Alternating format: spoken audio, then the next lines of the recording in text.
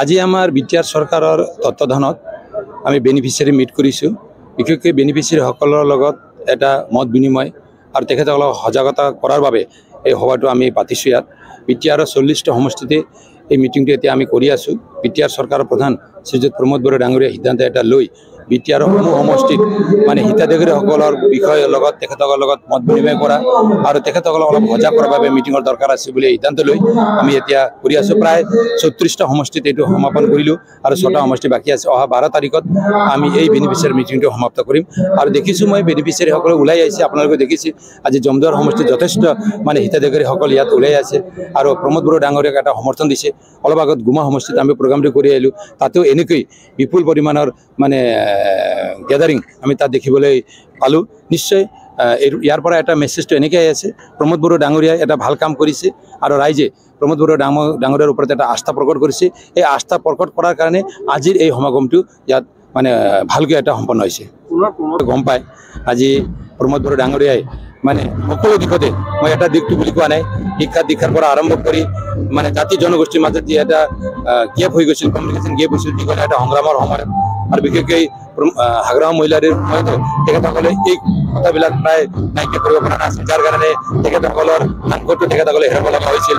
আজি প্ৰমোদ বড়ো ডাঙৰীয়াই বিটিআৰত বসবাস কৰা সকলো জাতি জনগোষ্ঠী একেলগে লৈ সুন্দৰ বিটিআৰ নিৰ্মাণ কৰাৰ, প্ৰগতিৰ বিটিআৰ নিৰ্মাণ কৰা, শান্তিৰ বিটিআৰ গঢ়ি তোলা আৰু বিটিআৰ ভিতৰত যিমান জাতি জনগোষ্ঠী সকলৰ মাজত এটা সমন্বয় গঢ়ি তোলা যি এটা এজেণ্ডাটো লৈ আজি চৰকাৰত বহিছে আৰু এই দলেও আজি UPPL দলেও এই এজেণ্ডাটো আগত ৰাখি কাম কৰি আছে। গতিকে ইয়াত মানে নিঃসন্দেহ আছে, ইয়াত সকলো মানে জনগোষ্ঠীয় বা সামাজিক সংগঠনবিলাকে অহা নিৰ্বাচনত প্ৰমোদ বড়ো ডাঙৰীয়াৰ লগত থাকি 40টা সমষ্টিৰে UPPL প্ৰাৰ্থী থাকিব, টেকন'চপৰ যি প্ৰাৰ্থী হ'ব সেই প্ৰাৰ্থীক সংযুক্ত কৰিবলৈ নিশ্চয় আগবাঢ়ি আহিব।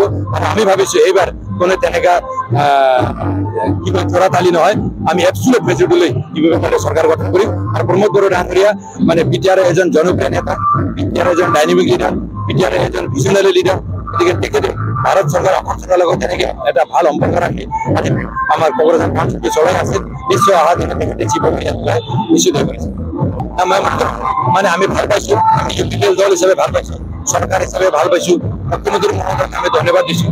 তেখেতে এটা গাৰ্জেনৰ যি ৰোলটো লৈ বিটিআৰৰ 5টা সমষ্টি কৰিছে আৰু ৰাইজৰ লগত মত বিনিময় কৰিছে, ৰিভিউ মিটিংবিলাক কৰিছে, আঁচনিবিলাকৰ বিষয়ে তেখেতে কথা পাতিছে আৰু অহা দিনত আমাক এনেকৈ গাইডেন্স কৰিব। ৰাজনীতিৰ কথাটো বেলেগ, তেখেতেও বেলেগ পলিটিকেল পাৰ্টি বিলং কৰে, আমি বেলেগ পলিটিকেল পাৰ্টি, ৰাজনীতি বেলেগ হৈ যাব। কিন্তু সমগ্ৰ দিশত মুখ্যমন্ত্ৰী মহোদয় বিটিআৰক আগুৱাই লৈ যোৱাৰ কাৰণে আমাক সহায় কৰি আছে। আমি বিচাৰোঁ আমি বিটিআৰটো আগুৱাই যাব লাগিব, অসম আগুৱাই যাব লাগিব, ভাৰত আগুৱাই যাব লাগিব। যি ধৰণৰ আমাৰ দেশৰ প্ৰধানমন্ত্ৰীয়ে ভাৰতক বিশ্বৰ এটা মানে ফ'ৰ্থ মানে ডেভেলপমেণ্ট কাণ্ট্ৰি মানে যি এটা মৰ্যাদা তেখেতে আনিবলৈ সক্ষম হৈছিল, অসমতো আজি অসমৰ মুখ্যমন্ত্ৰীয়ে যি ধৰণে আগবাঢ়িছে আমিও বিটিআৰটো প্ৰমোদ ডাঙৰীয়াৰ নেতৃত্বত বিটিআৰক আগুৱাই লৈ যাবৰ কাৰণে আমি চেষ্টা কৰি আছোঁ। তাত নিশ্চয় আমাৰ অসমৰ মুখ্যমন্ত্ৰী মহোদয় আমাক সহায় কৰি আছে আৰু সহায় কৰি আগন্তুক দিনত আমি বিচাৰোঁ। Thank U.